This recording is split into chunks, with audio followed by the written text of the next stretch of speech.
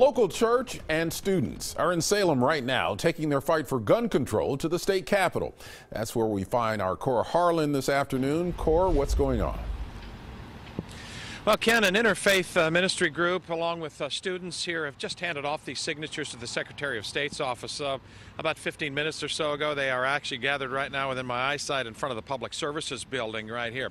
They have turned in what amounts to the start of what is likely to be a very contentious process involving ballot measure 43. They want to appear on this November's ballot that would outlaw assault-style weapons and magazines that are capable of handling more than 10 rounds of ammunition. The campaign began this morning in Northeast Portland at Augustana Lutheran Church.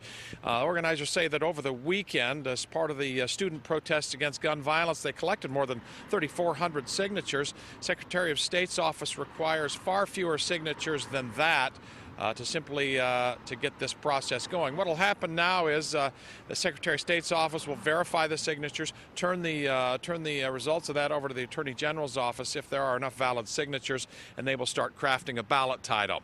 This group that we talked with and is initiating this is involved with a lot of clergy and lay people, a lot of students as well. We have some sound from those students just a few moments ago, just moments after they dropped the signatures off at the Secretary of State's office.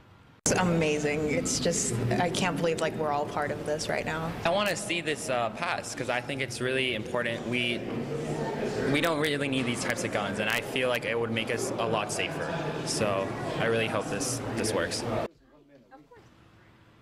Now, this initiative very simply can require any person in possession of an assault-style weapon to sell, surrender, or remove it from the state within 120 days after passage or register it with state police. As you can imagine, gun owners are not going to take this lying down.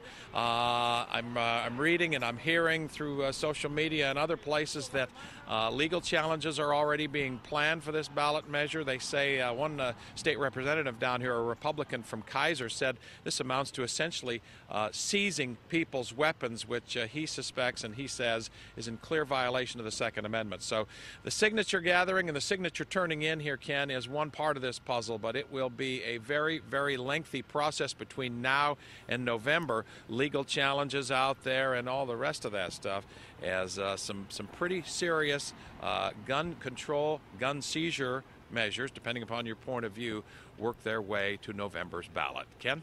Yeah, first step in what could be a very long process. Thank you very much, Cora.